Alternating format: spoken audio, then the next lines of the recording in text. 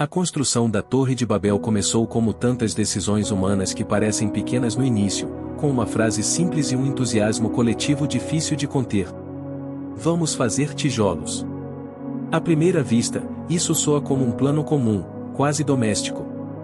Mas por trás dessa escolha havia uma ambição enorme, e, para sustentá-la, seria necessário montar uma operação inédita para aquele tempo, uma engrenagem de produção e trabalho que envolveria milhares de pessoas, organização rigorosa e um custo humano alto demais para ser ignorado.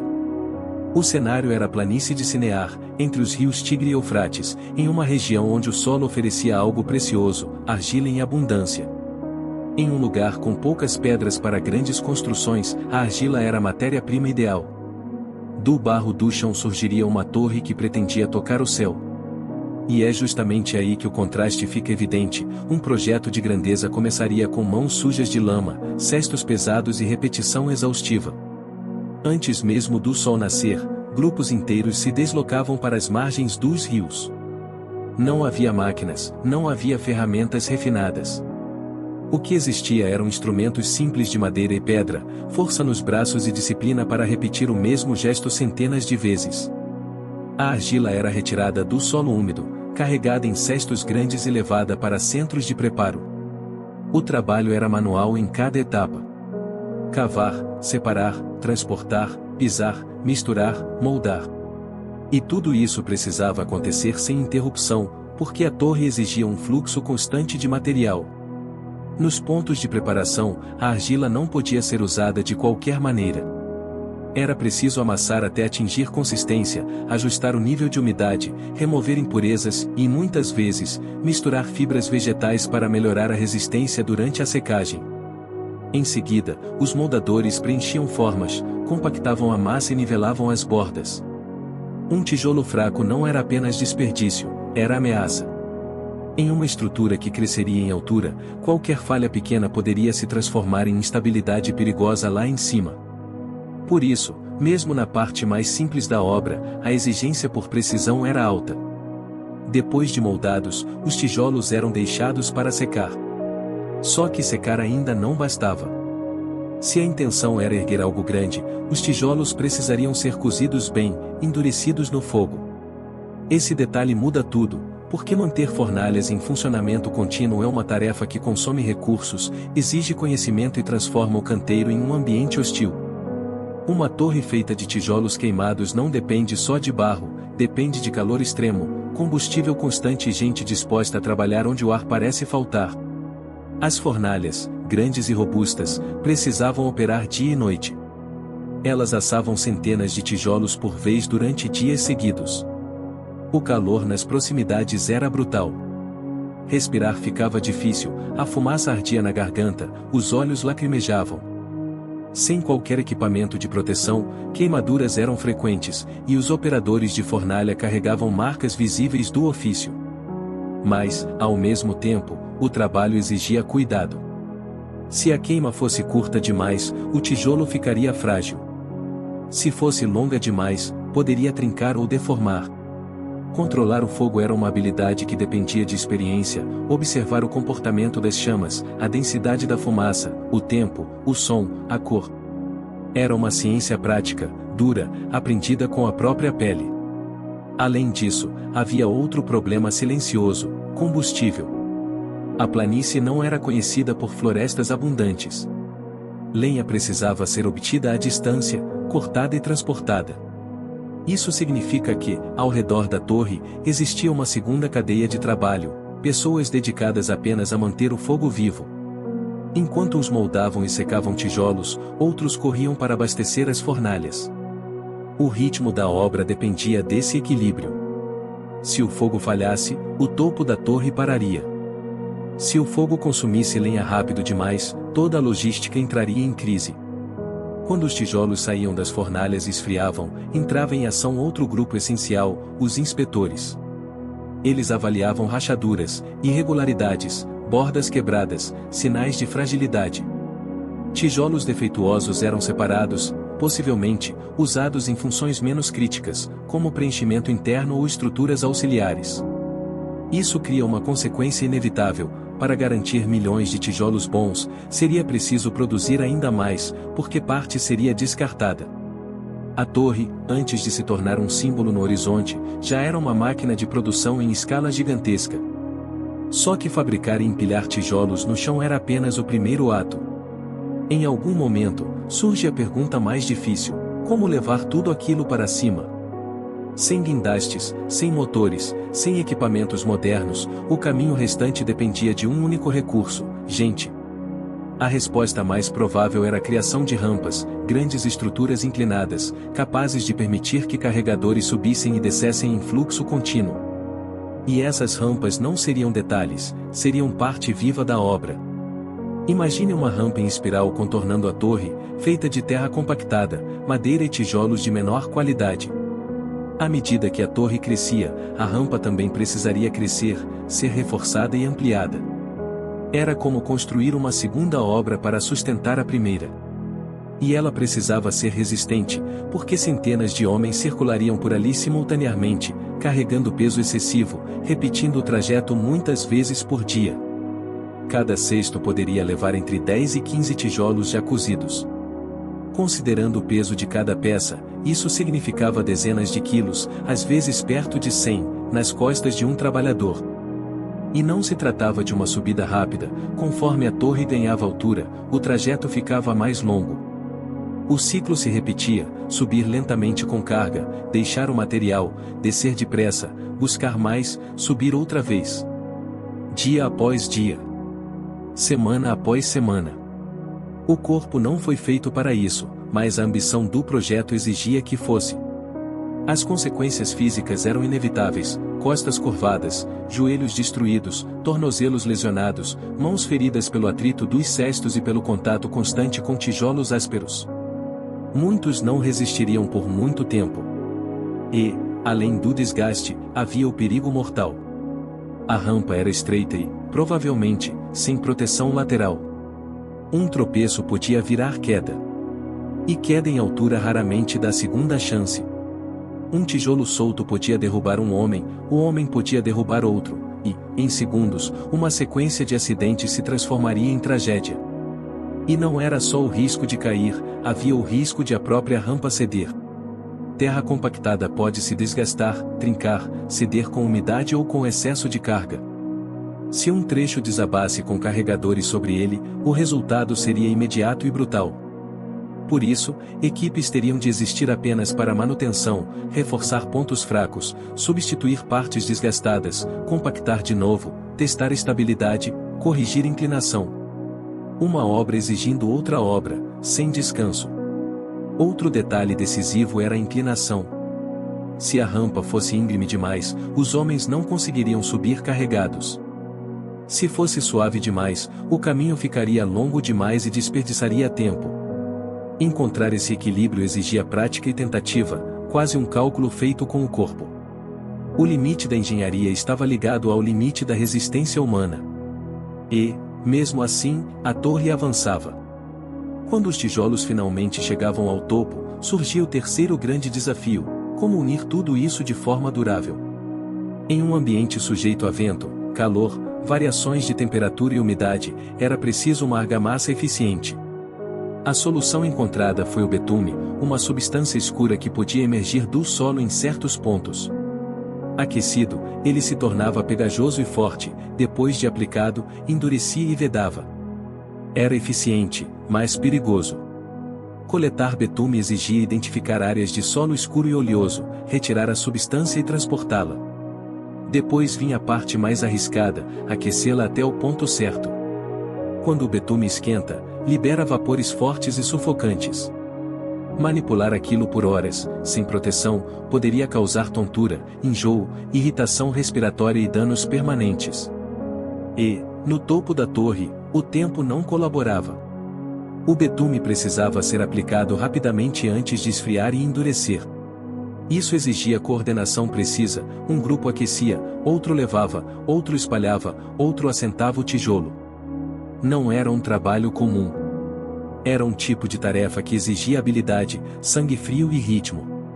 E havia um problema adicional: depois de frio, o betume endurecido torna a correção quase impossível. Se um tijolo fosse colocado torto, ele se tornava um erro permanente. Um erro permanente, em altura, vira risco. Por isso, os aplicadores de betume provavelmente eram vistos como essenciais. Um excesso poderia prejudicar encaixes. Falta poderia comprometer estabilidade.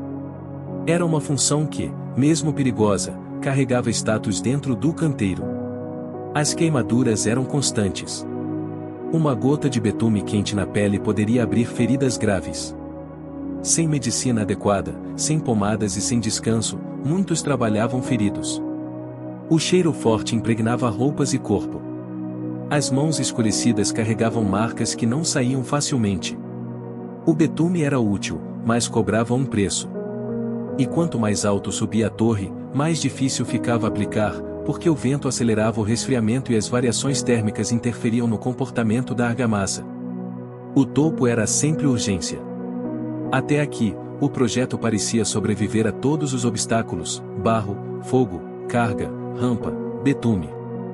Mas, conforme a altura aumentava, outra ameaça crescia silenciosamente: a comunicação. Coordenar milhares de pessoas espalhadas por diversos níveis é difícil em qualquer época. Naquela realidade, sem qualquer tecnologia, o problema se tornava crítico. A torre não dependia apenas de materiais, dependia de entendimento. Uma obra assim exige sincronia. E sincronia depende de informação circulando com clareza. No canteiro, o barulho era constante.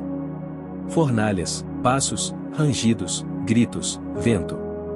A própria torre criava ecos e distorções.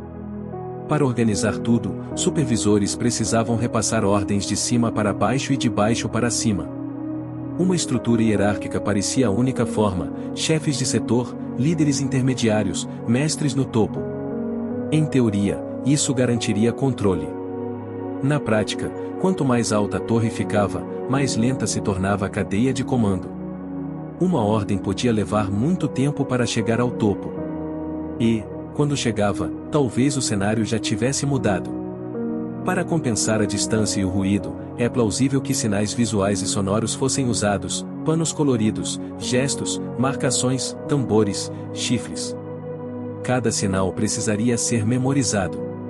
E qualquer erro poderia ser fatal. Em um ambiente onde betume endurece rápido e tijolos assentados não podem ser movidos facilmente, uma simples confusão de comando poderia criar desalinhamento, instabilidade ou desperdício massivo. Quanto mais alto, mais delicada a execução. Quanto mais delicada a execução, mais necessária a clareza. E, paradoxalmente, mais difícil ela ficava. Esse desgaste não era só técnico. Era emocional. Sob pressão constante, trabalhadores vivem com medo de errar, de ser punidos, de causar um acidente. Quando alguém não entende uma ordem ou percebe contradição entre comandos, a frustração cresce. Discussões estouram, gritos aumentam, brigas surgem. A obra vira uma panela de pressão. E, nesse ambiente tenso, um novo medo se espalha: a possibilidade de a torre desabar. Com o tempo, aparecem sinais. Pequenas rachaduras surgem em pontos da estrutura. No início, podem ser ignoradas como acomodação natural. Depois, começam a reaparecer. Crescem em número e extensão. Mestres de obra passam a inspecionar com mais frequência, tocando paredes, observando o alinhamento, buscando entender se aquilo é temporário ou prenúncio de tragédia. O principal inimigo é o peso: milhões de tijolos empilhados verticalmente pressionando a base. Sem cálculos estruturais modernos, os construtores dependiam de experiência, e sabiam que, para suportar grande altura, a base precisaria ser ampla e sólida. A forma precisaria favorecer estabilidade, larga embaixo, mais estreita em cima. Mesmo assim, o risco aumentava. Além do peso, havia o clima: dias quentes e noites mais frias causam expansão e contração. Tijolos e betume reagem a isso. O betume pode amolecer no calor e endurecer no frio, e esse ciclo enfraquece certas juntas com o tempo. Some-se a isso o vento forte nos níveis altos, que empurra lateralmente a estrutura e também afeta trabalhadores e aplicação de argamassa. Em grandes alturas, qualquer parede ligeiramente desalinhada vira um ponto vulnerável. E, Quando surgem sinais como rangidos ou deslocamentos mínimos ao toque, a confiança começa a desmoronar por dentro. Rumores circulam: está alto demais, vai cair, é perigoso. Alguns se recusam a subir. Outros sobem tremendo. Mas parar significaria admitir fracasso, e os líderes estão comprometidos com a grandeza do projeto. O que era para ser símbolo de unidade se transforma em ambiente de vigilância, rigidez e ordens cada vez mais autoritárias. A torre cresce, mas a serenidade desaparece. Ninguém trabalha em paz quando sente que uma falha pode matar dezenas. E é nesse ponto que a história bíblica faz uma virada inesperada. O colapso não viria de uma rachadura, de um desabamento, de uma rampa que cede. Viria de algo invisível, a própria linguagem. Deus, irado com a humanidade por não ter confiado na sua palavra de que nunca mais destruiria a terra com água, confundiu a língua dos homens. No começo, parecia um dia comum. O trabalho seguia. Sinais eram dados. Ordens eram passadas. Até que uma instrução foi emitida, e ninguém entendeu. O supervisor repetiu. Os trabalhadores olharam confusos. Ele insistiu. Nada. E, quando tentaram responder, as palavras saíram estranhas, como se estivessem falando idiomas diferentes. O texto de Gênesis descreve a confusão das línguas como ação divina direta, para que não entendessem uns aos outros. E, em um canteiro que dependia de coordenação perfeita, o resultado seria devastador. Em poucas horas, a máquina do trabalho desmorona. Pedidos não são atendidos. Tijolos são levados para lugares errados. O betume endurece sem ser usado porque ninguém compreende o aviso de urgência. Rampas congestionam porque não há organização do fluxo. As ordens se perdem no vento, e o que era sincronia vira ruído. Sem entendimento, não há construção. A torre para de crescer não por falta de material, mas por falta de cooperação. Homens começam a se agrupar por afinidade linguística, quem ainda consegue se compreender, forma pequenos blocos. Esses grupos se isolam e, pouco a pouco, abandonam o canteiro. Ferramentas são deixadas para trás. Fornalhas ficam quentes por algum tempo, queimando combustível sem direção. A rampa, antes cheia de passos, se esvazia. E a torre, que pretendia ser um marco de grandeza, se torna um monumento de interrupção. A Bíblia descreve o desfecho com clareza: o Senhor os espalhou pela face da terra, e cessaram de edificar. A dispersão não é apenas ir embora, é a origem de separações duradouras, de novos caminhos, de novos agrupamentos, de diferentes povos. O projeto que pretendia impedir a dispersão termina exatamente gerando dispersão. A torre permanece inacabada, não como palácio ou templo, mas como lembrança do limite humano diante do plano divino. E, a partir daqui, a narrativa ganha força para além da engenharia. Babel não fala apenas de tijolos, fala de intenção. Fala do desejo de construir segurança e identidade sem Deus. Fala de uma ambição que quer fazer um nome, como se o nome fosse o fundamento da existência. É uma história sobre unidade usada para autoexaltação. E, quando a unidade é construída sobre orgulho, ela se torna frágil, porque depende de controle, de domínio e de uma visão de grandeza que não admite limite. Por isso, a confusão das línguas não é apenas um problema técnico. Ela atinge o coração do projeto. Babel existia porque todos se entendiam. No momento em que deixam de se entender, o sonho vira pesadelo. O que antes era colaboração vira conflito. O que era propósito vira medo. E o que era avanço vira paralisia. A torre não cai, mas morre. Morre por dentro.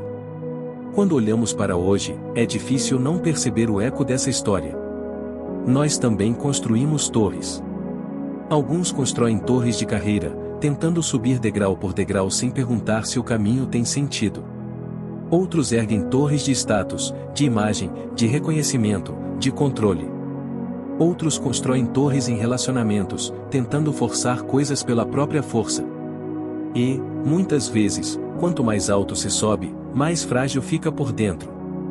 A rachadura pode não aparecer na parede, mas aparece na alma: ansiedade, desgaste, conflitos, confusão, falta de paz.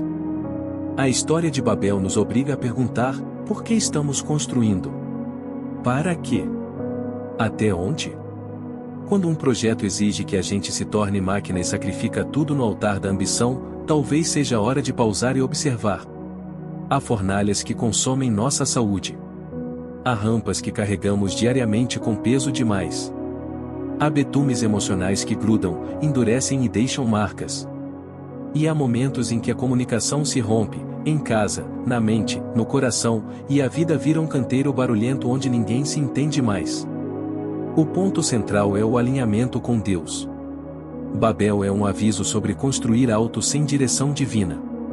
Não é uma condenação do trabalho, da criatividade ou do esforço humano. É um alerta sobre o coração que tenta substituir Deus, centralizando tudo em si mesmo. Quando esse é o fundamento, a obra pode até crescer por um tempo, mas a instabilidade cresce junto. E, cedo ou tarde, algo se rompe. Ao mesmo tempo, Babel pode ser lida como convite. Às vezes, Deus interrompe para proteger. Às vezes, a confusão que vivemos é um sinal para reavaliar propósito, reorganizar prioridades, voltar ao fundamento correto. Talvez o que você está tentando erguer hoje esteja exigindo demais de você e, mesmo assim, não esteja trazendo paz. Talvez o que parece um atraso seja misericórdia. Talvez o que parece interrupção seja redirecionamento. E há ainda uma ponte natural para o próximo tema: o que acontece depois da dispersão? Para onde esses grupos vão? Como surgem povos e nações a partir das linhagens antigas? Isso abre um caminho para explorar a genealogia pós-diluviana e entender como a Bíblia conecta a expansão humana na Terra. Babel não é apenas uma história isolada, é uma peça dentro de um panorama maior. No fim, a Torre de Babel permanece como símbolo do ponto em que o orgulho encontra limite. Um lembrete de que existe um teto para a soberba humana. E a pergunta final não é sobre tijolos, mas sobre o coração: quais torres você está construindo hoje?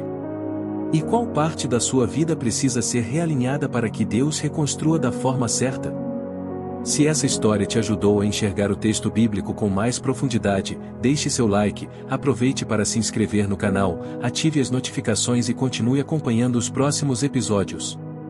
E me diz nos comentários, qual parte te impactou mais: a brutalidade do trabalho, o perigo das rampas, o risco do betume, o medo das rachaduras ou o momento em que a linguagem se rompe e tudo para.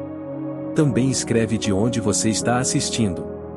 É sempre incrível ver até onde essa mensagem chega. Deus te abençoe grandemente. Nos vemos nos próximos vídeos.